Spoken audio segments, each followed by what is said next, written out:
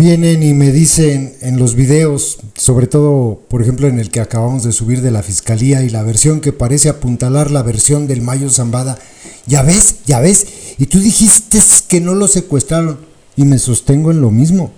A ver, ¿no se dan cuenta que si Estados Unidos acepta que hubo una negociación y participaron en la extracción del Mayo Zambada de manera ilegal de nuestro país, se mete en una bronca? ¿No se dan cuenta que si el gobierno, aunque seguramente ya lo sabe, que Estados Unidos hizo esto, si el gobierno dice Estados Unidos intervino de manera ilegal para llevarse al Mayo Zambada, estaría reconociendo que son unos pendejos, que son capaces de jugarles el dedo en la boca, de planear una operación de este tipo sin haberles hablado siquiera de que iba a ocurrir, sin haberles notificado? Pues obviamente ni Estados Unidos ni México tienen en este momento interés de que se sepa cómo ocurrieron las cosas. Entonces la versión del Mayo, versión que obviamente sale desde Estados Unidos con autorización del gobierno de Estados Unidos, incluso ellos pues obviamente apoyaron a armar esta versión. Es así, yo sigo creyendo que el Mayo no fue secuestrado, pero bueno, ya el tiempo le dará la razón a cada quien. Y fíjense, estoy hasta convencido que esta narrativa es la que se explicó a toda la gente del cártel de Sinaloa allá en Sinaloa.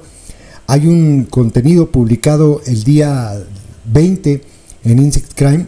Fueron por allá algunos de sus periodistas, Victoria Dittmar y Mike Lazusa, a hablar con gente del cártel de Sinaloa, y ellos dicen que hay una tensa calma, que hay como una guerra fría y que se están algo así como preparando, ¿no? Que solo falta la orden para que ambos grupos del cártel de Sinaloa estallen una guerra.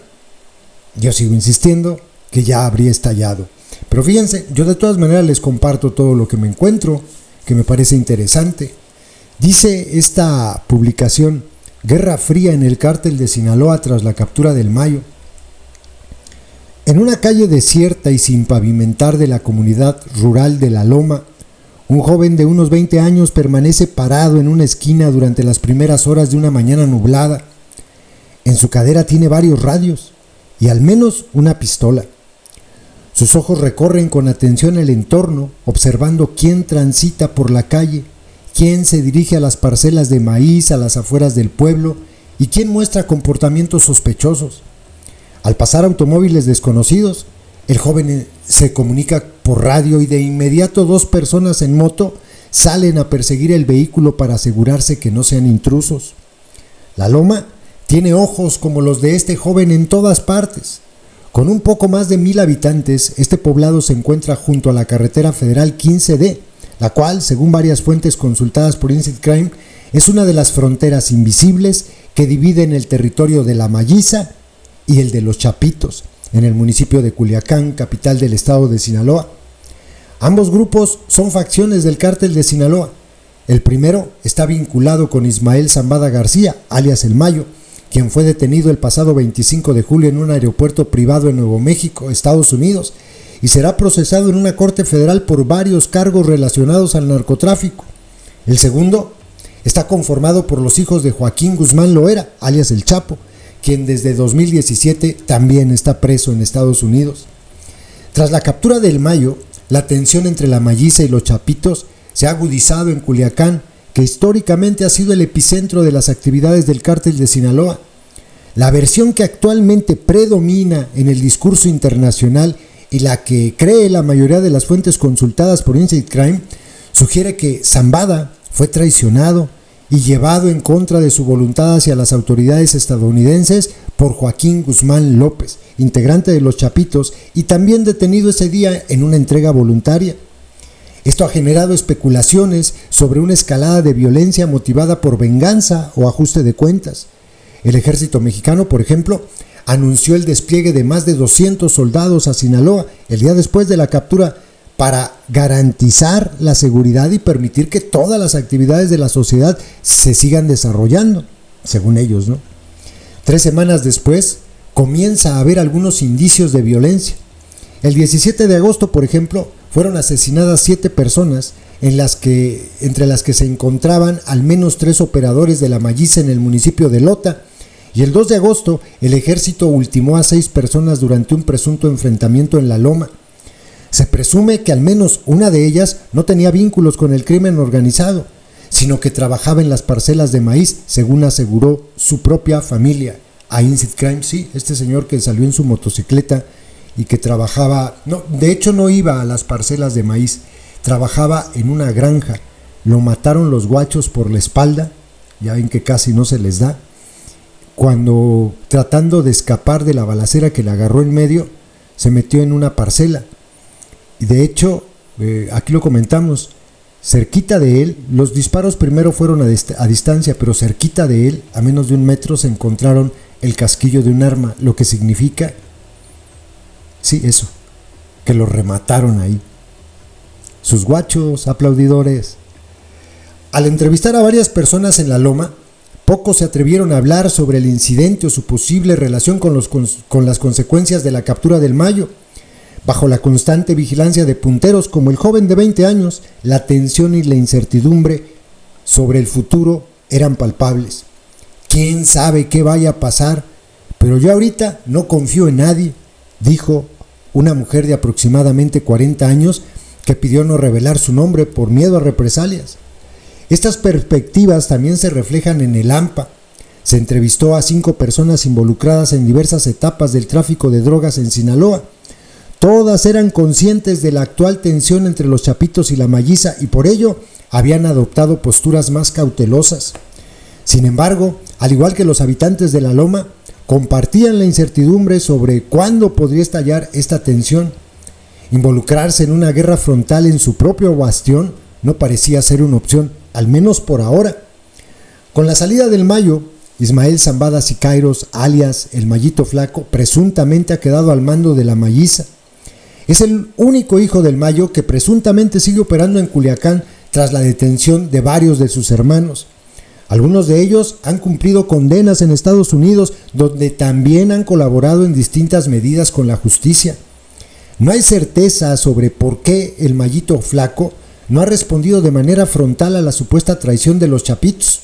Sin embargo, las fuentes que hablaron creen que podría ser parte de una estrategia para mantener un perfil bajo y evitar atraer la atención del gobierno, o porque aún no tienen los recursos suficientes para enfrentarse a los chapitos, quienes han acumulado un gran número de pistoleros en sus filas a lo largo de los años.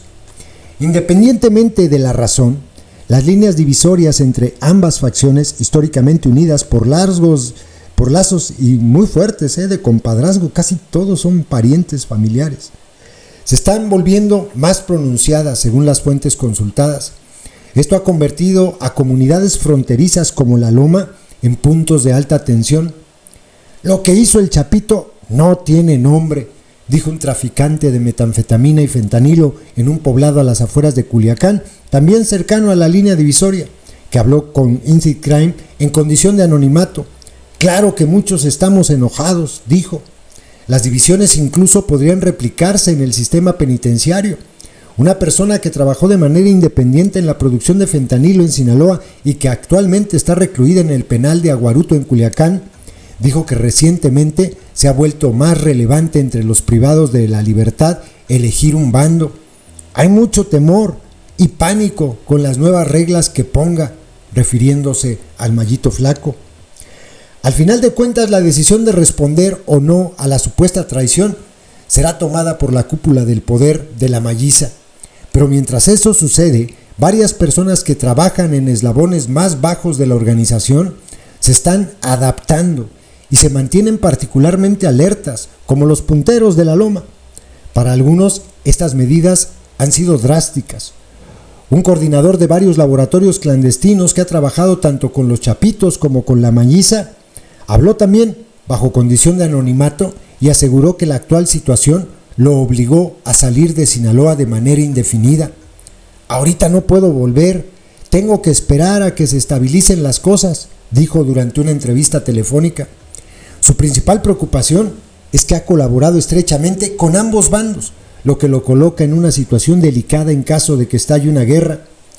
El traficante de metanfetamina y fentanilo en las afueras de Culiacán agregó que también conoce a varias personas que han salido de Sinaloa por razones similares. Por otro lado, quienes deciden permanecer en Culiacán buscan ser más discretos con su trabajo. Todas las fuentes consultadas coinciden en que un aumento de violencia entre los chapitos y la malliza sería negativo para sus negocios. Implicaría una mayor presión por parte del Estado, la redirección de recursos hacia la compra de armamento y un deterioro en la relación con la población local. Por ejemplo, un productor de drogas sintéticas que trabaja en otro poblado controlado por la malliza a las afueras de Culiacán comentó que la creciente presencia del ejército tras la captura le está trayendo problemas, por lo que no considera conveniente atraer más atención. Hay mucho gobierno ahorita por aquí, eso me preocupa, tengo que cuidarme más, dijo en una reunión en la sala de su casa, en donde aseguró de cerrar las cortinas para que nadie lo viera reunido con personas externas al pueblo. El mismo Mayo Zambada supuestamente pidió que se mantuviera la paz en Sinaloa y se evitaran reacciones violentas en una carta publicada por su propio abogado. Ya hemos seguido ese camino en el pasado y todos salimos perdiendo, dice la carta, originalmente publicada en inglés y dada a varios periodistas. Eventualmente es probable que la guerra sea inevitable, especialmente porque la presunta traición del Chapito implica una ruptura de códigos que las diversas facciones del cártel de Sinaloa han forjado para mantener la paz en casa. No sé qué vaya a pasar, pero si nos atacan, acá la malliza tiene varias camionetas blindadas listas, dijo el traficante de drogas sintéticas en un poblado fronterizo. Solo falta que den la orden. A unos 1,500 kilómetros de Culiacán, la situación podría ser distinta. En la zona cercana a la frontera de Estados Unidos, en los estados de Sonora y Baja California, los chapitos y la malliza llevan años involucrados en una guerra proxy mediante sus respectivos brazos armados, los Salazar y los rusos. Las distintas facciones iniciaron disputas después de la captura del Chapo y se centran principalmente en el control de los corredores fronterizos y de los mercados locales de consumo de drogas, según un funcionario de seguridad que habló también bajo condición de anonimato al no estar autorizado a hablar públicamente del tema. En las últimas semanas han comenzado a haber indicios de un posible repunte en la tensión entre ambos grupos. El 31 de julio, por ejemplo, el grupo asociado a los Chapitos presuntamente colgó un mensaje a las afueras de la ciudad fronteriza de Mexicali en el que amenazó a las autoridades por supuestamente estar colaborando con los rusos. No obstante, incluso si esta guerra se intensifica, la naturaleza descentralizada del tráfico de drogas, sobre todo de drogas sintéticas, implica que no necesariamente habrá disrupciones en el suministro a través de la frontera. Además de los chapitos y la malliza, existen docenas de redes criminales en el país que continuarán operando. Por ejemplo, 2 personas que participan en la producción y trasiego de fentanilo en Baja California, así como un mayorista de metanfetamina en el occidente de Estados Unidos, dijeron que su flujo de trabajo no ha disminuido en las últimas semanas. No me afecta la captura del Mayo, si no trabajamos con él, será con otro, dijo este minorista. Y es lo que les comentaba yo, no pasa nada, el tráfico de drogas sigue. Esto no detiene la producción, esto no detiene al cártel, el cártel no se va a acabar con esta captura, detención, entrega o como le quieran llamar. Ellos siguen operando.